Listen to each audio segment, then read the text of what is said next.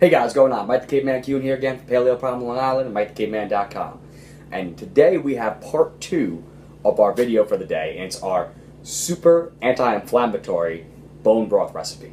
Now, this recipe is going to give you the basis for the bone broth, but then I tweaked it up, adding in some extra anti-inflammatory herbs. You can keep it basic with just some salt, pepper, maybe a little garlic, but we really want to add in the herbs and spices that will help with bringing down inflammation.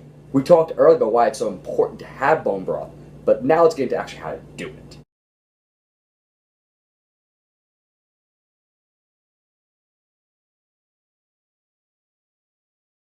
We're going to start out with 2 pounds of grass-fed beef bones.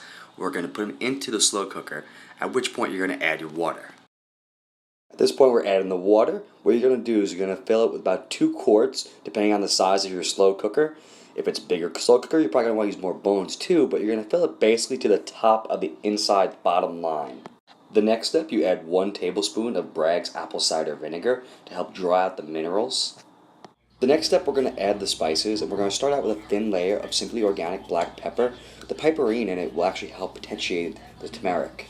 Then comes turmeric, which even though it's only culinary grade, not medicinal grade, it's still a potent anti-inflammatory.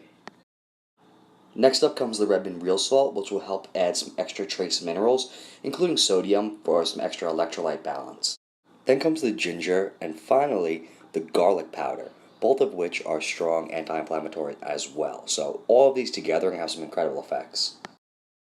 At this point, we're going to turn the slow cooker on to low, and we're going to let it sit for at least 24 hours. If we're talking chicken bones, it's 24 hours and you're done.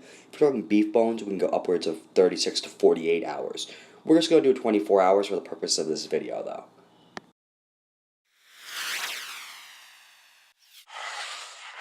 After about 20 hours, we're starting to look really good.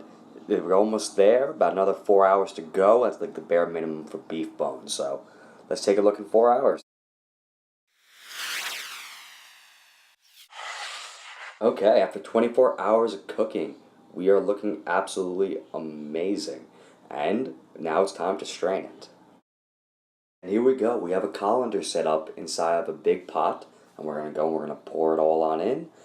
Bones and all, that way we lose no drops. And there are our strained bones, all ready to be tossed. Okay, now we're going to pull out the colander, leaving behind just the broth. You can strain it a little more if you want, but I like it as is. The beauty of this broth is that you can use it to cook other things in it.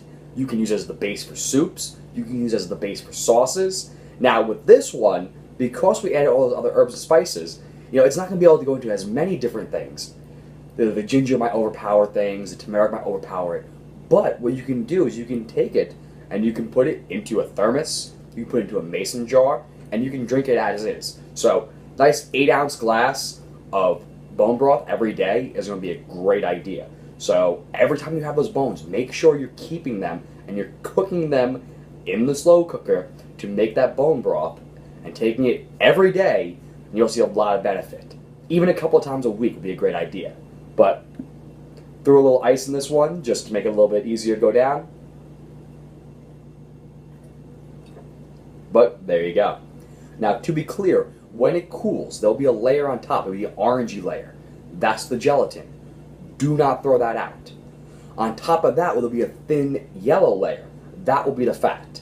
Now, the fat, depending on where the bones came from.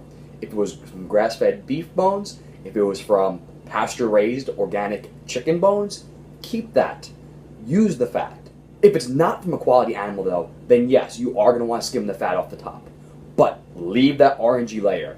Leave the gelatin alone. That is one of the most beneficial parts of that broth. When you heat it back up, it will melt into the rest of the broth, and you're going to get the benefits, so do not throw that out. Alright? Hopefully you like this video, guys. You know what to do, though. Like and subscribe down below. Share it with your friends. Head over to Instagram and Twitter, and follow me at Mike the Caveman. Over on Facebook at Paleo Problem Long Island, and of course over on MikeTheCaveman.com. Also, make sure you check out today's video on why you want to do bone broth, down below. You take a look at it right there. But have a good night, and I'll see you tomorrow.